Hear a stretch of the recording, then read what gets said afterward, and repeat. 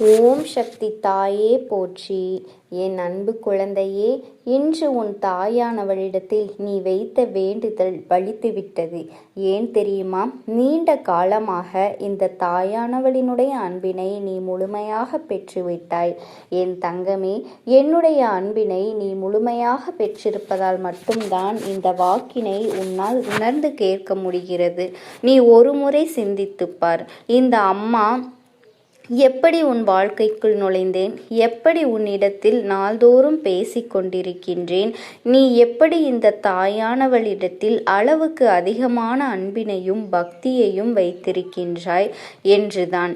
இதையெல்லாம் உணர்ந்துதான் உன்னிடத்தில் நான் நாள்தோறும் நம்பிக்கையையும் மன நிம்மதியும் கொடுத்து கொண்டிருக்கின்றேன். என் அன்பு குழந்தையே, நீ என் மீது எத்தனை அன்பு கொண்டிருக்கிறாய் என்பதனை இப்பொழுதுதான் நான் புரிந்து கொண்டேன். என் செல்ல குழந்தையே, நீ என்னிடத்தில் உண்மையான பக்தியோடு தான் இருக்கின்றாயா, என்னை வணங்குகிறாயா இல்லை வணங்கவில்லையா என்று மனதளவில் கூட நான் சந்தேகப்படவில்லை. ஏனென்றால் எனக்கு நன்றாக தெரியும் அல்லவா நீ என் மீது எத்தனை அன்பு வைத்திருக்கிறாய் என்று. அப்படி இருக்கக்கூடிய என் செல்ல குழந்தைக்கு உன்னுடைய வேண்டுதல்களை எல்லாம் நான் நிறைவேற்றி தராமல் போய்விடுவேனா? என் குழந்தையே, நீ மனமுருகி என்னிடத்தில் கேட்ட வேண்டுதல்களை எல்லாம் நான் நிச்சயமாக நிறைவேற்றி கொடுக்கத்தான் போகின்றேன்.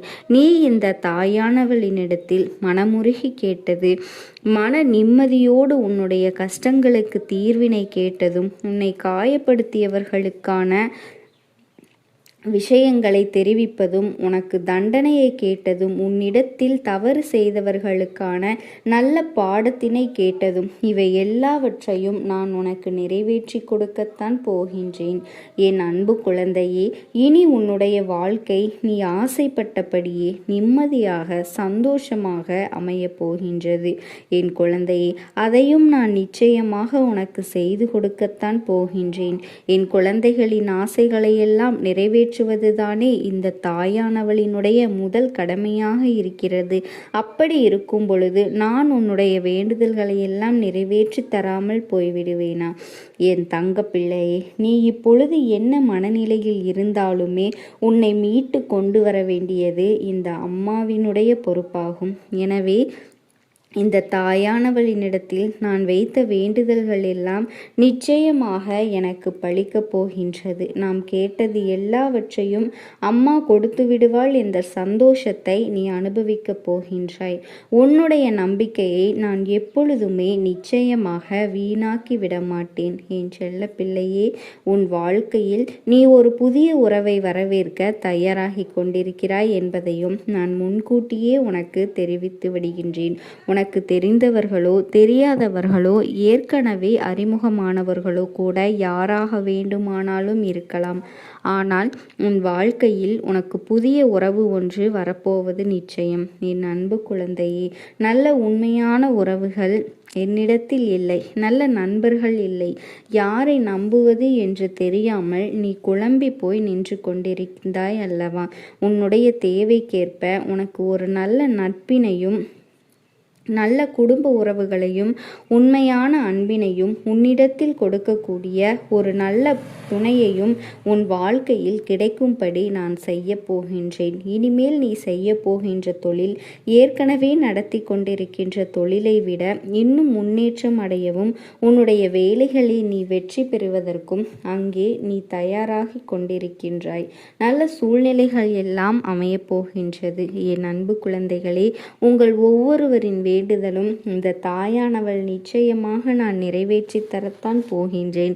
இதற்கு முன்பு எதற்காகவெல்லாம் நீ வருந்தி நின்றாயோ, எதற்காகவெல்லாம் வேதனைப்பட்டாயோ, அதற்கான நல்ல மருந்தினை நிச்சயமாக என்னிடத்திலிருந்து பெறத்தான் போகின்றாய். உனக்கு எல்லாமே கிடைக்கப் போகின்றது.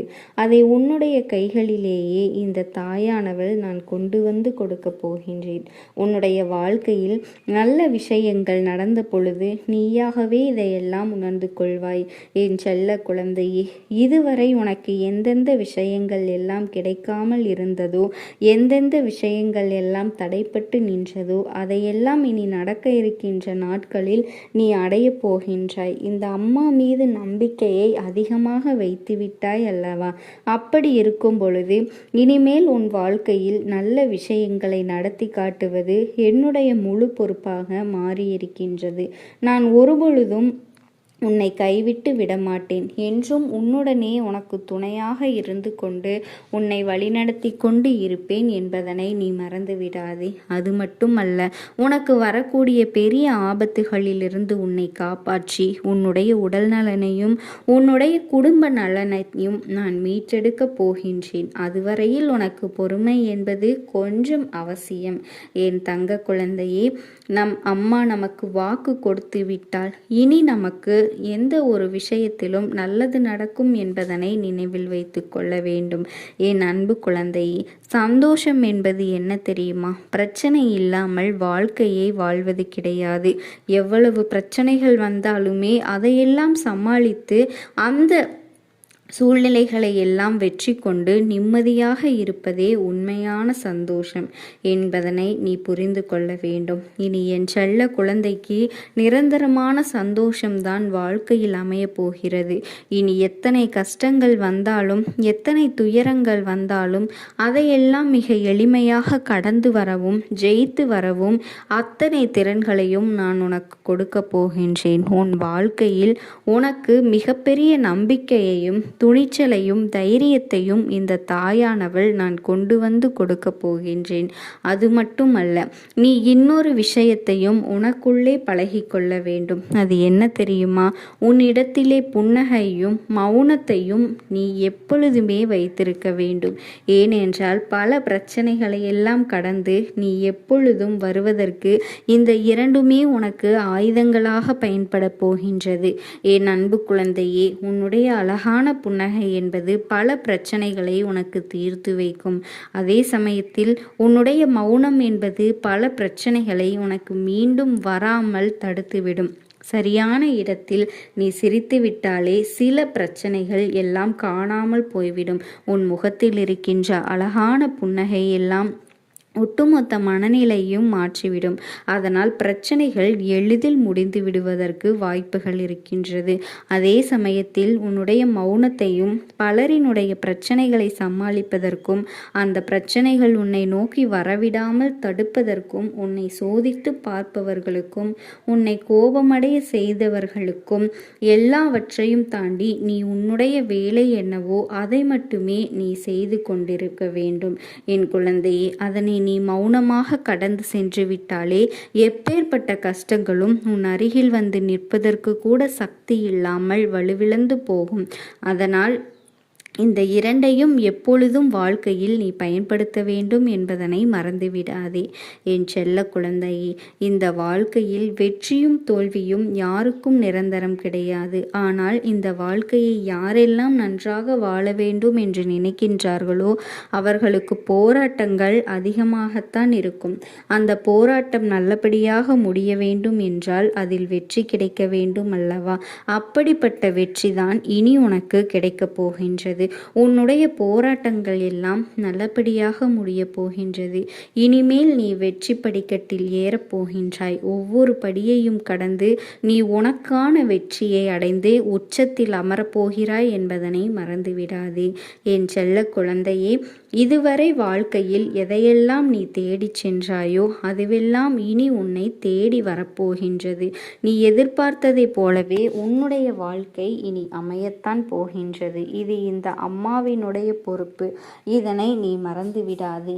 என் தங்க குழந்தையே, இந்த சூழ்நிலைகளை எல்லாம் மாற்றி அமைத்துவிட்டு அதற்கான சக்தியையும் நான் உனக்குள்ளே கொடுக்கத்தான் போகின்றேன். என் அன்பு பிள்ளையே, இந்த சூழ்நிலைகளை எல்லாம் உணர்ந்து உனக்குள்ளே இந்த தாயானவள் சக்தியினை நீ உணர வேண்டும். உன்னுடைய முயற்சிகளை நீ எதுவுமே செய்யாமல் எல்லாவற்றையும் தாயானவள் பார்த்து கொள்வாள் என்று நீயாக எந்த ஒரு விஷயத்தையும் விட்டுவிடாதே. உன்னுடைய சொந்த முயற்சியை நீ செய்யும் பொழுது அம்மா உனக்கு துணையாக இருந்து எல்லா வழிகளையும் உனக்கு ஏற்படுத்தி கொடுத்து உன்னை வெற்றி பெற செய்வேன். ஏதேனும் மனம் தளர்ந்து போகின்ற சூழ்நிலையோ விரக்தியோ ஏற்படுகின்ற சூழ்நிலை வந்துவிட்டால் நீ நினைக்க வேண்டியது என்ன தெரியுமா?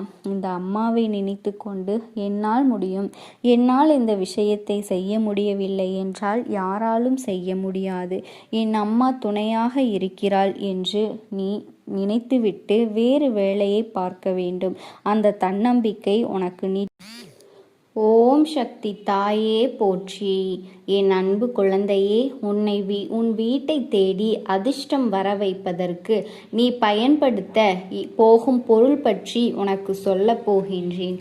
என் தங்க குழந்தையே, அது மட்டும் அல்லாமல் நமக்கு பண கஷ்டமும் மன கஷ்டமும் குடும்ப உறவுகள் சரியாக இல்லையே, யாரை நம்புவது என்று தெரியவில்லையே, யாரும் துணையில்லாமல் அனாதையாக நிற்கின்றோமே என்று என் குழந்தை நீ தவித்து கொண்டிருப்பது எனக்கு தெரிகிறது. நமக்கு உடம்பும் சுகமில்லையே என்று பெருங்கவலையும் மனதளவில் வந்து தவித்து போகின்றோம் அல்லவா? சிலருக்கு பணம் இருந்தும் நிம்மதி இல்லையே என்று நொறுங்கி போகின்றோம் அல்லவா? நமக்கே தெரியாமல் நம் வீட்டிற்குள் தீய சக்திகள் நுழைந்து நமக்கு எதிர்மறை எண்ணங்களை கொடுக்கின்றன அல்லவா? நமக்குள் இருக்கின்ற நேர்மறை சக்திகள், நேர்மறை சிந்தனைகளை எல்லாம் மழுங்கடிக்கும் வல்லமை தீய சக்திகளுக்கு உண்டு என்பதனை நீ தெரிந்து கொள்ள வேண்டும். இவற்றை எல்லாம் போக்கக்கூடிய நல்ல சக்தி ஒன்றை பற்றி உன்னிடம் நான் இன்று வாக்கு சொல்ல வந்திருக்கின்றேன். நான் சொல்லக்கூடிய பொருள் என்ன தெரியுமா? என் அன்பு குழந்தையே, சாதாரணமாக நம் வீட்டில் அனைவரும் பயன்படுத்தக்கூடிய மதிப்புமிக்க ஒரு பொருள்தான். அது என்னவென்றால், என் குழந்தையே, அலைகடலில் இருந்து மகாலட்சுமி தோன்றியதாக புராணங்கள் சொல்கின்றது. அத்தகைய கடலிலிருந்து எடுக்கப்படுகின்ற உப்பில்தான் மகாலட்சுமி வாசம் செய்து கொண்டிருக்கின்றாள். அத்தகைய தெய்வத்தன்மை கொண்ட உப்பை பற்றி தான் நான் உனக்கு சொல்ல போகின்றேன். என் தங்க குழந்தையே, ஒரு கைப்பிடி உப்பு இருந்தால் போதும், உன் உடம்பில் இருக்கக்கூடிய தீய சக்திகள், எதிர்மறையான ஆற்றல்கள் தலைத்தெறிக்க ஓடிவிடும் என்பதனை நீ புரிந்து கொள்ள வேண்டும். எதிர்மறை ஆற்றல்களை விரட்டியடிக்கக்கூடிய அளவிற்கு அதீத சக்தி இந்த உடம்பிற்கு உண்டு. ஒரு கைப்பிடி உப்பினை நீ வெளியில் சென்று விட்டு வீட்டுக்கு போவதற்கு முன்னால் ஒரு வாளியில் போட்டு அதில் வெதுவெதுப்பான தண்ணீரை ஊற்றி 5 நிமிடம் உன்னுடைய கால்களை வைத்திருந்தால் போதும். உன்னுடைய பாதம், கட்டை விரல் நகத்தின் வழியாக சென்ற கெட்ட விஷயங்கள் அத்தனையுமே உடனே வெளியேறிவிடும்.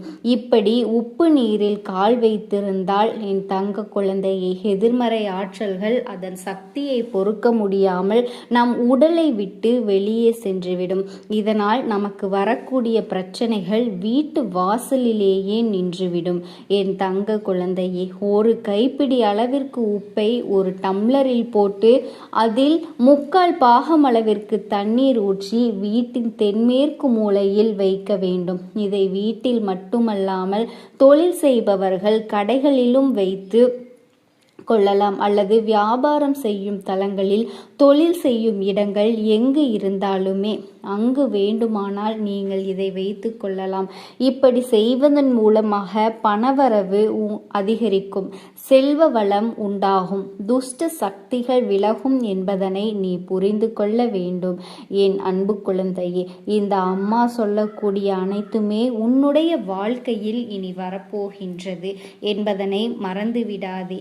இந்த வாக்கினை அதனால்தான் நான் கேட்க சொல்லி இருக்கின்றேன். என் தங்க குழந்தையே, இந்த தாயானவள் அனைத்தையும் செய்து கொடுப்பேன் என்ற நம்பிக்கை இருந்தால் மட்டுமே இந்த வாக்கினை உன்னால் கேட்க முடியும். அது மட்டும் இல்லாமல் உனக்கு அனைத்தும் முழுமையாக நடக்கும்.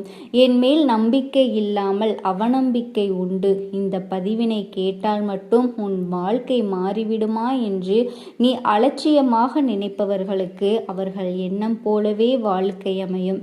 அவர்கள் எண்ணம் போலவே எல்லாம் நடக்கும். நடக்கும். ஆனால் சில தங்கப்பிள்ளைகள் என் மீது உண்மையான அன்பு வைத்து கொண்டிருக்கிறார்கள், என் மீது பாசத்தை பொழிந்து கொண்டிருக்கிறார்கள்.